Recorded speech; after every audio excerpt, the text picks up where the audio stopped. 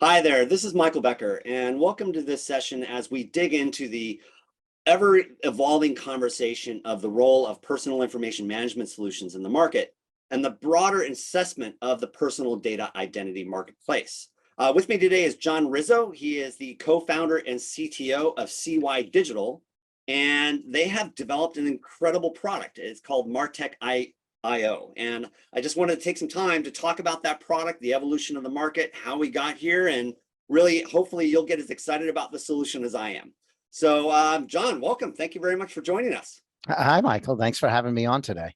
Yeah, for sure, for sure. Okay, so let's just jump right in. Great. So first and foremost, can you first briefly introduce CYDigital and the concept of Marteq IO? Sure.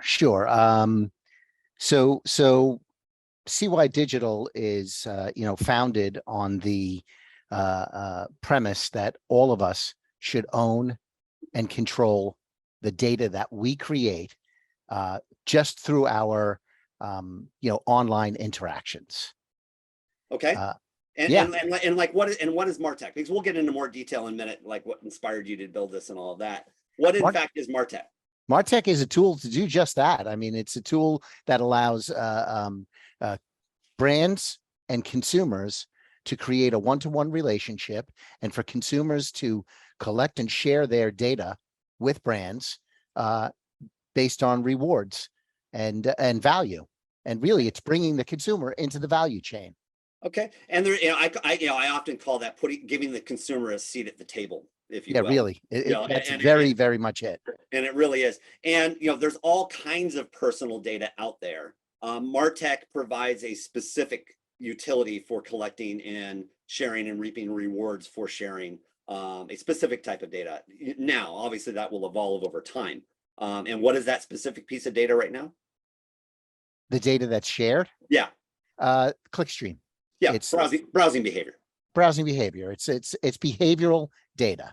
Okay. So there's two kinds of data that are being looked for by marketers right now. It's declarative data, which is data that's formed from surveys and experiences, and behavioral data, which is your browsing history, your clickstream. You bring those things together and you create a very strong picture of a consumer. That's fascinating. I was just about to move on, but I was thinking, listening to what you said, and just to take, so I can take a little note here on my side so I can follow it up. So you just told us there's two types of data. There's the declarative data, and how did you say that was received? That's collected via surveys and experiences. Okay. Okay, and then the third one is behavioral data, you said? Behavioral is the data that is your online activity, what you're doing. So think about declarative as what I say I'll do, and behavioral as what I actually do. So example, I say I'm going to lose weight, but I ate a pint of ice cream. Mm-hmm. Yep. And the researchers rolling behind in my mind, the different flavors of data. And I think this is one of the challenges we have in the market is really this definition of what in fact is personal data. Because when you talk to a lot of people in the marketplace, there's this old school mentality of, well, it's got to be personally identifiable data, because that was linked to what was, in the what I'll call old school model, this idea that data that can resolve to me as an individual. But what we're learning in the marketplace is, and this is really the fundamentally why the GDPR dropped the use of the term, at least I wasn't part of the team that did it, but reading between the lines, why they dropped identifiable out of the definition of personal data in the regulations. And it's now they just define personal data as being the issue that needs to be regulated, not personally identifiable information. Because increasingly more and more information out there can resolve to me being to be identifiable. Yeah, that's exactly it, Michael. So with enough data points, anybody can be identified. Yes. So the definition of zero-party data, and that's the data that you as a consumer agree to share with an entity, that definition is expanding. Only less than 2 years ago, that meant first name, last name, email, phone number that you share with a brand. Yeah. And it has expanded far beyond that. Yeah. And it means anything that you say, I will share. Yeah. And that's what Marteq has done is taken that behavioral online data and said, we'll make this shareable. So it now becomes zero party data. It's part of the zero party data definition. Yeah, and I would, and so that's why I'm glad we got there, because we started in the conversation. By the way, I'm looking off to the side because as you're talking, there's a really important chart that I want to pull up. But while I'm going to ask you a question, then I'm going to go look for this document. You started with saying there's two types of data. There's declarative data and there's behavioral data, and you Right. define declarative data as the data that is collected through surveys and the like, and that is a type of zero party data. Yes, it is. But that may or may not, that doesn't necessarily include my behavioral data, right? So when I'm sharing my behavioral data, that creates a new category, a third category of data, which you're calling zero party data. You know, which is also a subset of declarative. Right. But again, yeah, but those distinctions are really important. They're super important. They're super important because it falls under that umbrella of zero party data, but it becomes and you know, this is why I think GDPR and others have redefined some of their terms, because what falls under that umbrella is growing exponentially. Yeah, and on that note, I was actually reading a paper the other day from the Washington State Attorney General. They do a breach report every quarter, and they had mentioned the fact that, you know, even in the United States, at a state level, the definition of personal data is different. Yeah. Like, for example, some people consider biometrics, some states consider biometrics data personal data, while other states do not.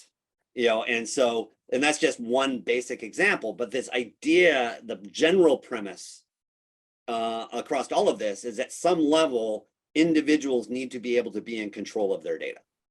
Absolutely. And in that process of, and however we define data, we don't have enough time today to do the legal treatise around, or the social treatise around the definition of personal data. But if we kind of wrap it all up, personal data is any data that's collected by or about me, or by or about my things.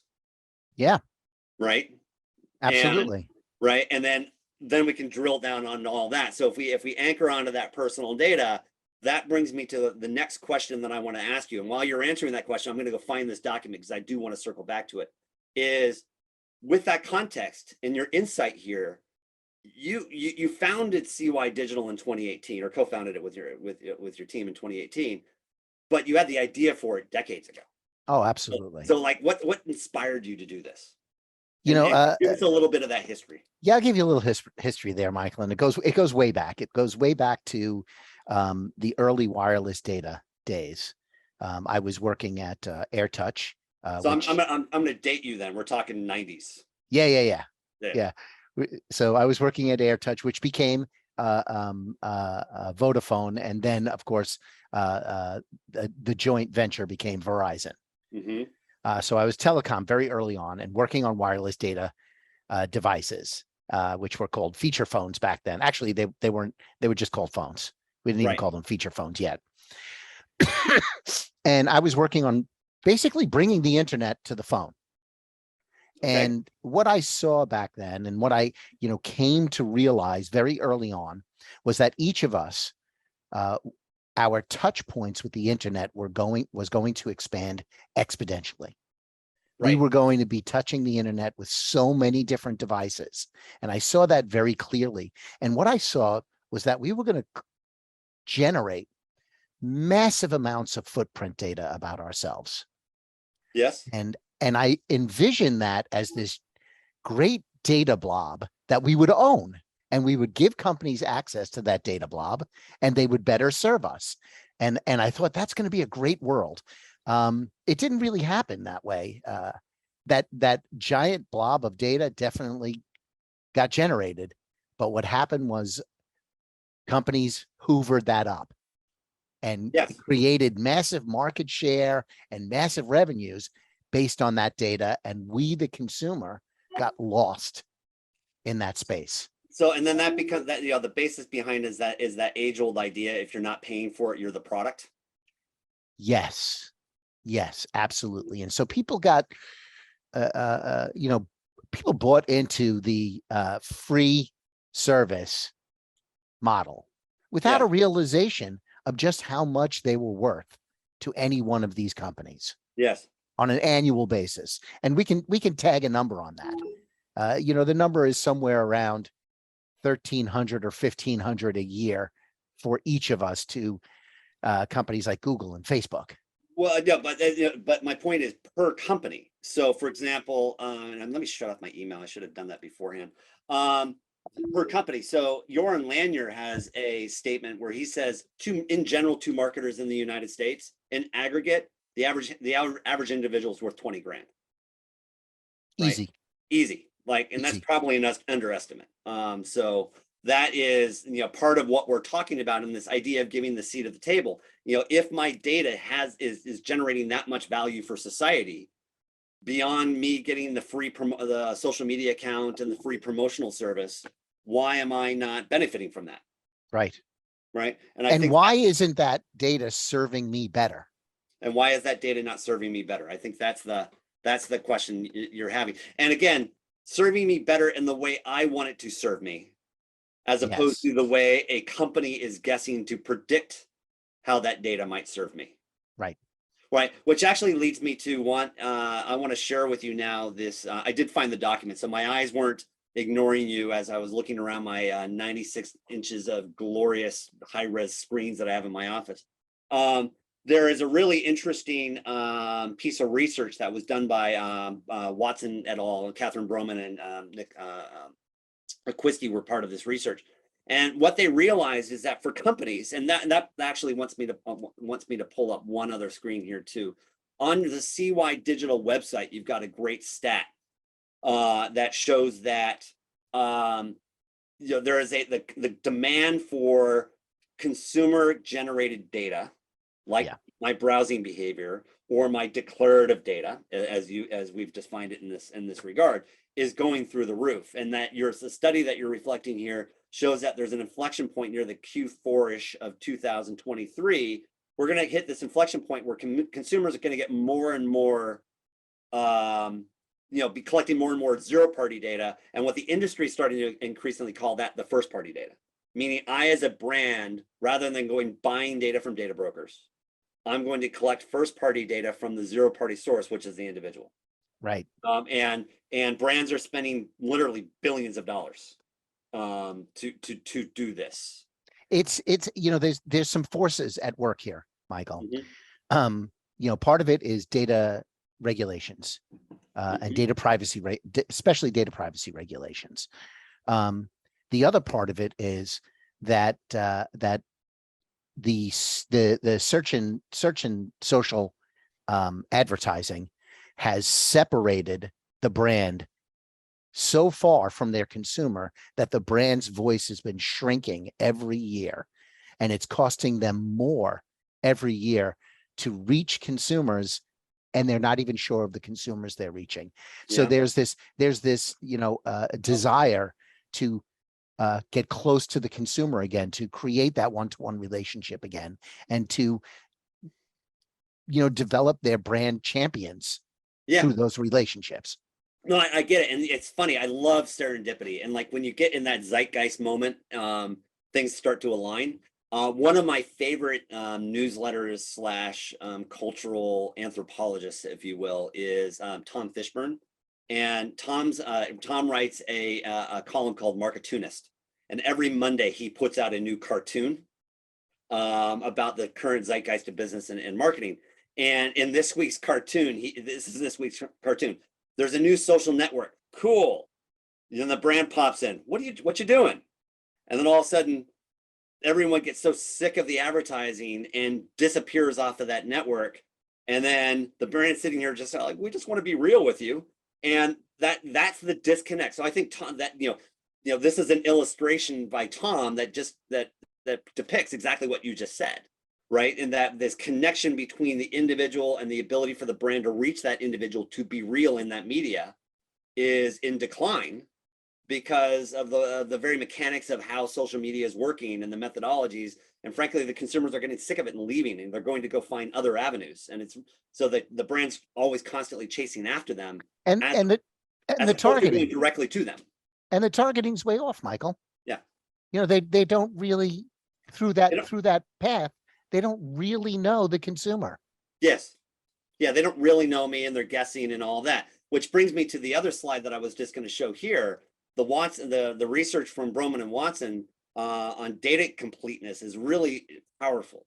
So you think about it, forget at a company level. Let's say I'm a major company like Procter and Gamble with 300 plus brands, right? There is a gap between your ability to know me at a customer level, the fact that I've bought this product, and between me and the industry. So or let's use airlines, for example. If I'm an avid American airlines flyer, anybody knows me. I'm incredibly loyal. I've been the executive platinum for about 17 years now. So I don't fly other airlines. Having said that, though, many people do.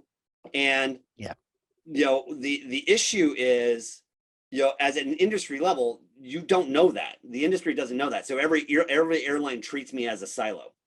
Right. And they don't know my from me, the broad role of my travel and behavior. So you don't know the gap. And going back to the Procter and Gamble example, because of regulations and because of internal policies, when you have major multi-conglomerate brands like a P&G, there's even going to be customer level gaps within an own company, because one thing I'm buying from P&G, the P&G may not know I'm buying it from over there. Now, P&G's spent over $1 billion developing a customer data platform to try to close those gaps, and they have over 1 billion people in that platform.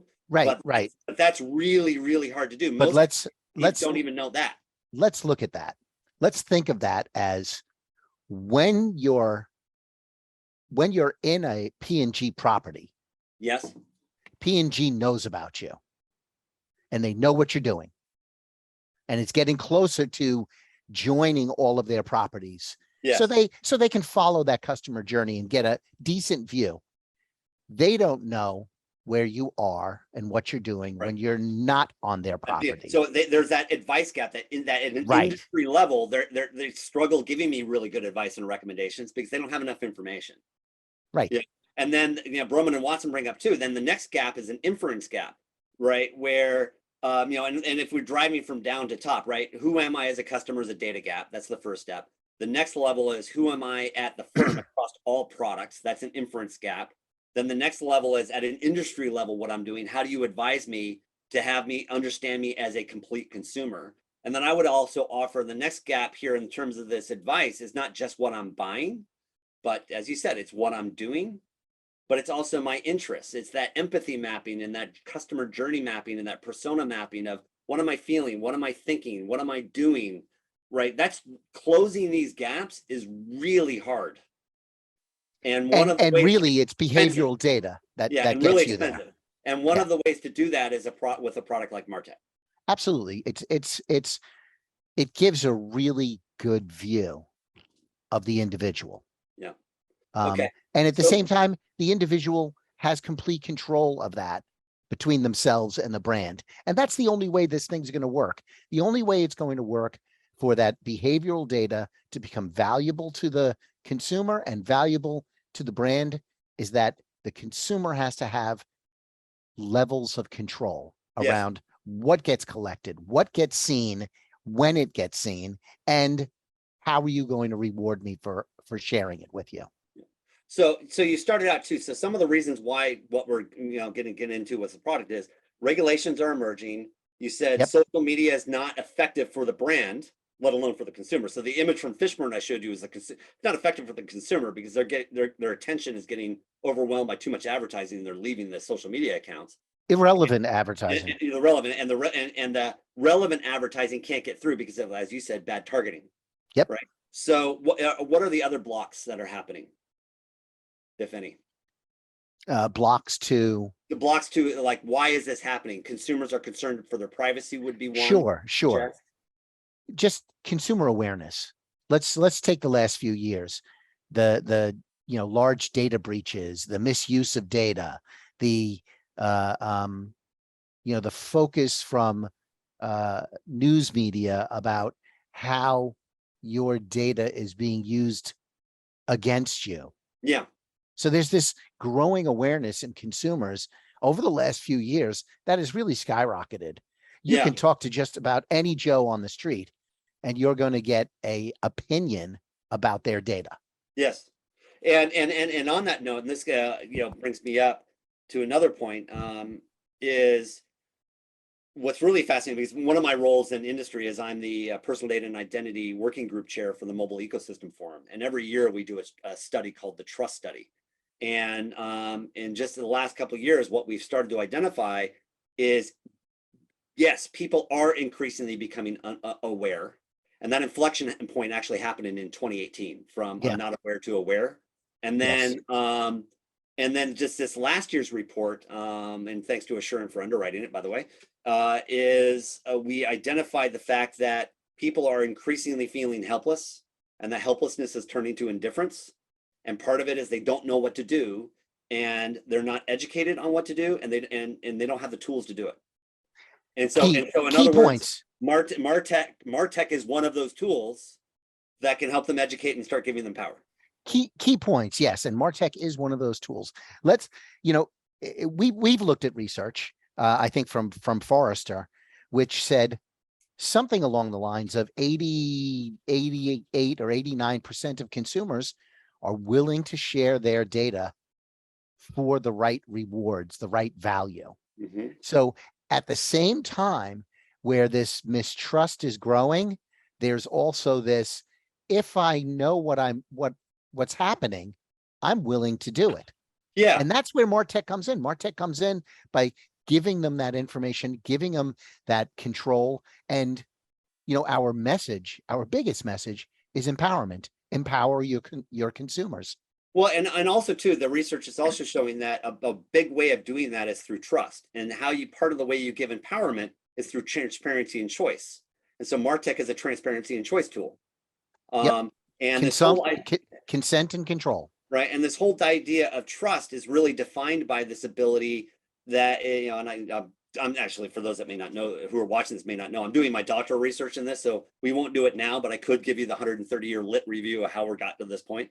But on this idea of trust, it's this idea that people trust when they know a company will adhere to social norms and contractual obligations, do the right thing, and if they end up doing the wrong thing, remunerate the person.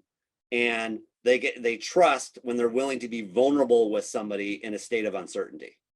And Marteq is kind of those tools that enables me to trust. I get transparency, choice, and control. I can actually get rewarded for the reaction. There's other things that we can do in the industry to make sure that that trust is actually warranted. So we get trust but verify over time. So I do think, to your point, another one I would add to your list is that my concern for privacy is also increased. It's also a reflection of the decline in trust.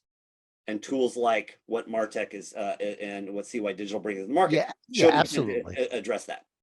And we've seen this really start to change in the marketplace. And like you said, since 2018. Yeah. And there's been this growing awareness and a growing need for not just giving consumers the tools, but giving marketers and brands the tools to reconnect with their consumers. And that's a really important building trust and integrity and just being real, like your comic said. Yeah. Is are the keys and the tools. That's a really important point, and that kind of leads me to another thing that we wanted to talk about. But before I get there, I wanted to show you one more image. Then we'll get to the three market models, and then we'll lead into that kind of the core pieces here. Sure. What this is really for me leading to is the general consumer opinion that's evolving, and that general consumer opinion is really this. I call it the phygital hierarchy of needs. It's a model that I've been refining and developing, and it's really based on the work done by Maslow as well as the Blackfoot Nation. And the Maslow hierarchy of needs starts with the physical, emotional, spiritual, community, and cultural needs. And the cultural needs are really what's being driven by the Blackfoot Nation work. And many people may not know this, but Maslow's work was very, very much influenced by his time he spent with the Blackfoot Indian Nation. Fascinating stuff. I'm introducing on top of that what I'm calling the digital hierarchy of needs. Combine them together, the whole stack is the phygital hierarchy of needs. And the phygital hierarchy of needs is this. once my physical self is taken care of, then I want to make sure I have got my device. I want to make sure that device maintain connectivity, that the device itself is performing and its performance is optimized. The next point then is that the device itself, its apps are backed up and its data. So if I lose my device, I drop it in the toilet, I can recover it and get it all back into its state.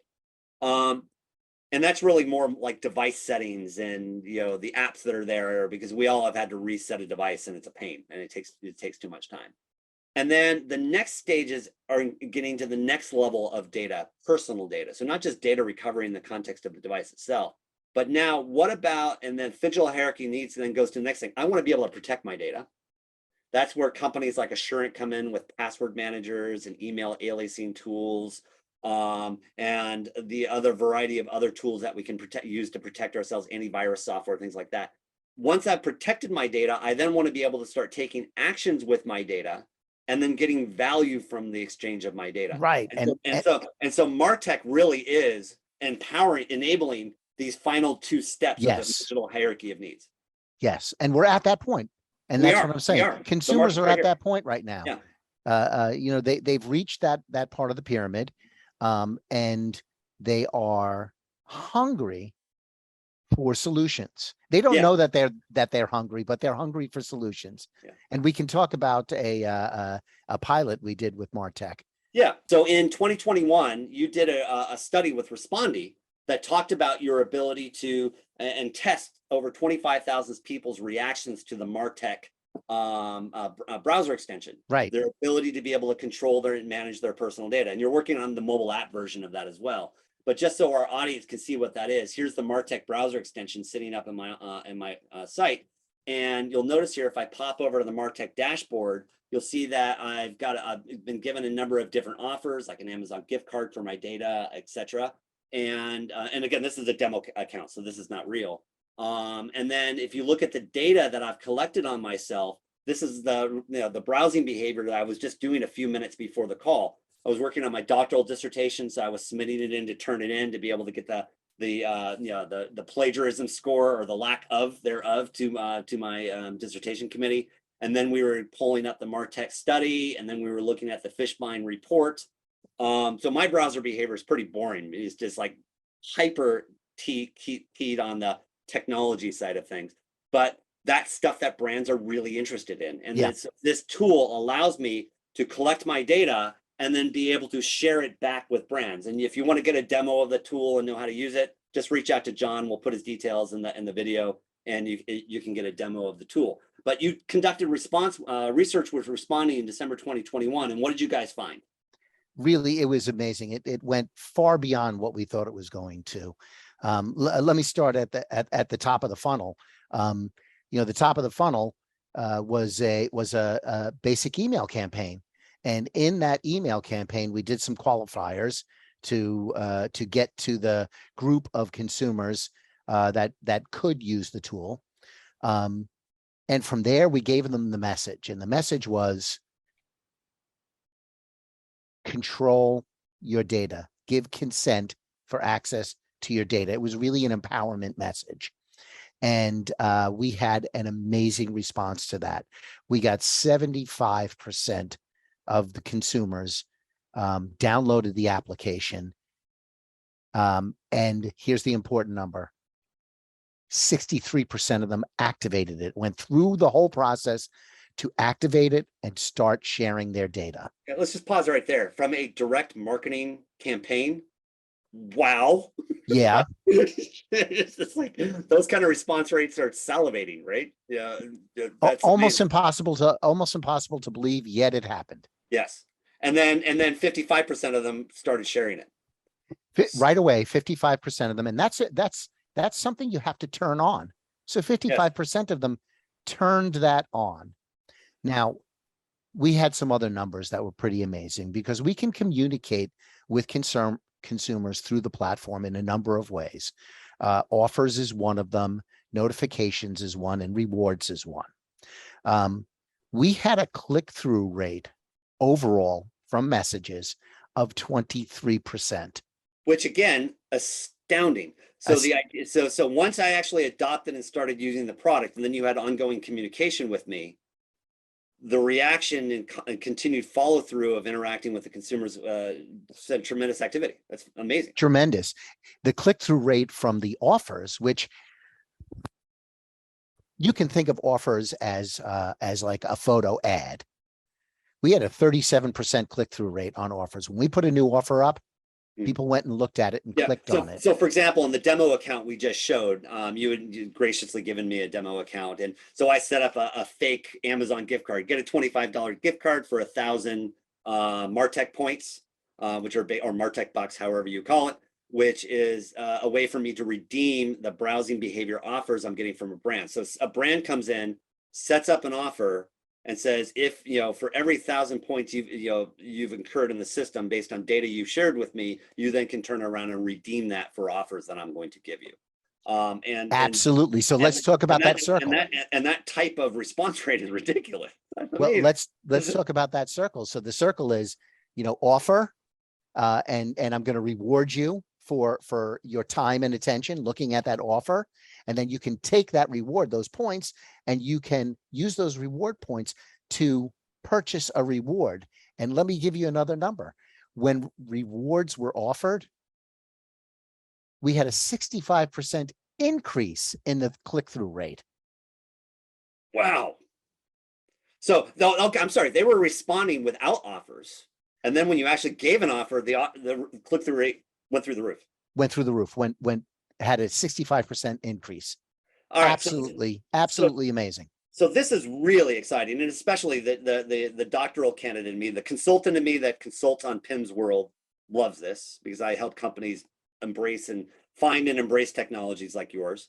The professor in me loves this because this is such a beautiful case study to go from market problem idea to development of a solution to proving the solution works to then the next steps. And the academic in me loves me because I'm always looking for literature review to maintain the prominence and history of these ideas. So again, Marteq and what you're doing in CYDigital is just like hitting every kind of key element on how to move a market, which then leads me to the last question. We can kind of wrap up our interview today is, what's next? So, and as part of that what next question is, I want to set it up with, making a general, having you help me validate a generalized market, go-to-market model that I see in the industry for technology like this. And then we can see what's next for the market. So when we look at these types of capabilities in the market, and we'll loosely call them a personal information management solution, sure. i.e., and this is really a definition that's given to us by the European community, which is a tool that empowers an individual to be in control of their data. Paraphrasing it. So when you look at a PIMS solution like what you have, or what you're bringing to market, there's basically 3 models that have come to the market. And more often than not, young startups, we're all, as you said, we're all inspired that let's give everybody control of their data. This is going to happen really soon. And that you first had those ideas in the 1990s, fast forward 20 years, we're just now getting there. And another, discussion, I can help people understand what happened in those 20 years and how we got here. But let's just focus on where we're at right now. Many companies will go with what we'll call a me-to-be strategy. They want to do the traditional consumer empowerment play where they're going to get the tool into people's hands and then people will go use them. The problem with that is the internet has taught people not to pay for services. But more importantly, brands have yet to understand or see the value of consumer controlled data. So it's really hard for a brand to basically make money through what we'll call the me-to-be market model today. I think that's going to change in 3 to 5 years. But that me-to-be market model, that customer demand-driven use of data, it can be a challenge. The infrastructure is just not there. It's getting there. It's just, but it's just not there. And there's a bunch of technologies and standards, and we can have a conversation around self-sovereign identity and how the WC3 has put on a new layer to the internet called the verified credentials standard and the decentralized identity standards that are going to get us that infrastructure there at scale worldwide. All super important. And then governments are coming in with their regulations, as you talked before, and it's happening. And let me tell you why that's so important. Because the decisions about all of this collected data over the last 10 years has been in human hands. Yes. And that's caused quite a few problems as we've seen. My belief is that we have to build the integrity into the software. The software has to be in control. Yes. Giving it to the consumer and not have some entity out there overriding what the consumer wants. Correct. And again, so under that, it's what the Trust Over IP Foundation calls basically systemized trust. Yep. Or a systematic trust. I mean, again, the academic, there's systemized and systematic are different, but similar in the context that we want the system to essentially imbue trust programmatically into the network. Yes. Meaning my data is encrypted.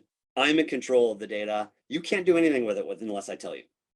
Unless I give you, unless I give you access, you can't see it. And as soon as I stop giving you access, you no longer have access. And again, that's bigger picture of where a market's going. So the Me2B model is going to get there, but we're not there yet for some of these barriers, which leads us to the two other market approaches, which is a what we'll call the multi-market or multi-sided market approach, which is terribly interesting, but very difficult because you've got to get brands, you've got to get the regulators, you've got to get the consumer, you've got to get all of the other parties within that multi-sided market approach aligned for you to be able to then launch and run the product. And again, that too is happening.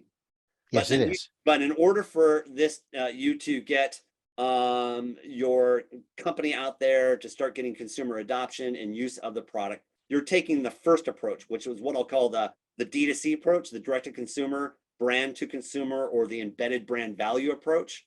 Namely, the brand will say, if you sign up for this tool called Marteq, which I'm providing, and you white label the tool for me, so it's actually can be my XYZ brand powered by Marteq. Absolutely. It's your Nike consumer portal. Yeah, exactly. So this can be embedded within an overall brand's experience. And then later, as your business evolves, you'll make the multi-sided market, you'll evolve to a Me2B model, you'll be able to have all three market models working pretty well. And I can completely envision that. But at this point, what happens is, sorry, I'm getting a call here and I need to hang up on it. So at this point, what happens is a brand, as you said, puts out an email, invites people in to download their ability, their utility that lets the individual share their browsing behavior with the brand and that brand only. Right.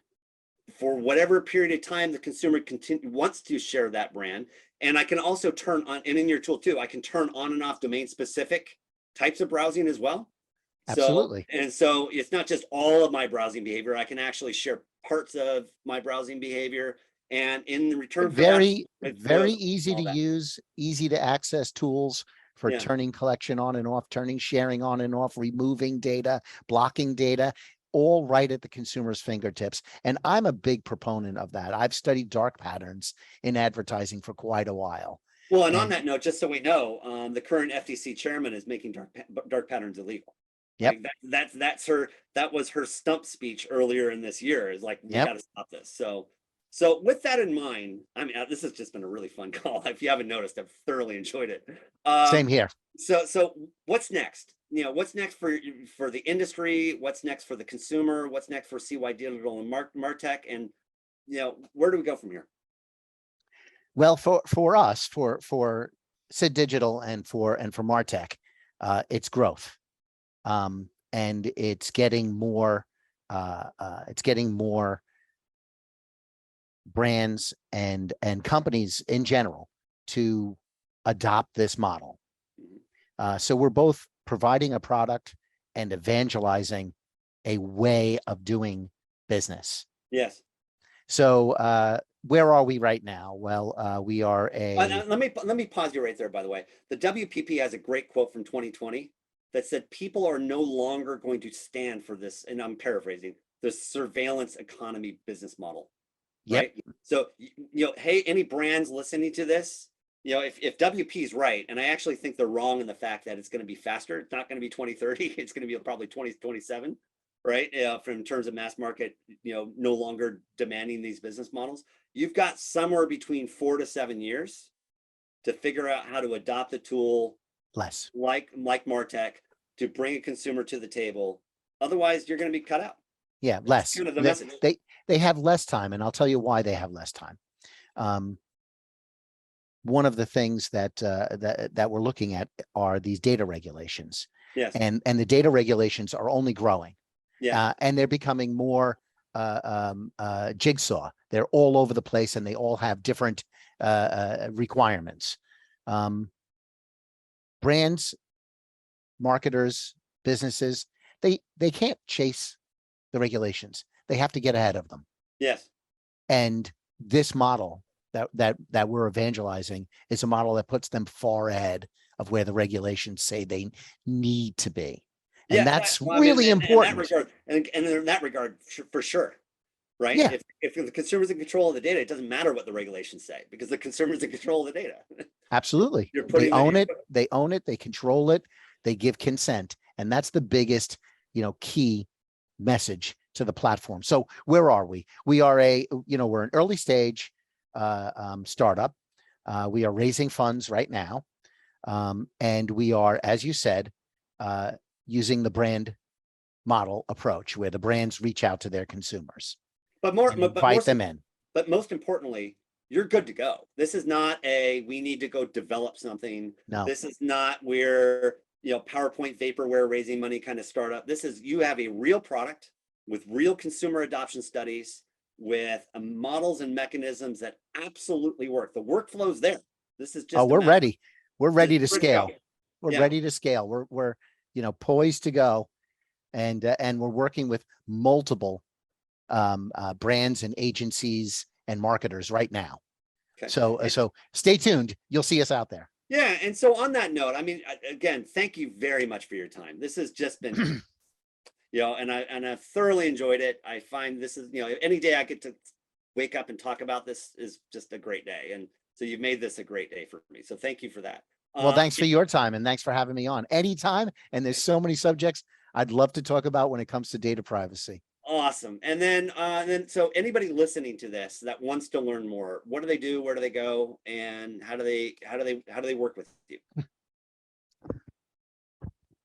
Well, come to our website. Mm-hmm. You can go to CYD.digital or Marteq.io. Mm-hmm. Both will get you the information, and reach out to me. Yeah. And Michael will find you on LinkedIn and on your website. Yeah. And Michael will provide my information at the end of this. Reach out to me. I'm happy to talk to you about the subject. Happy to show you the product. Happy to share our vision with you on where the market's going when it comes to consumer data and the control that they should have. Wow. Okay. Hey, John, thank you very much. This was great. Thanks, Michael. All right. Have a good day. Bye. Bye-bye.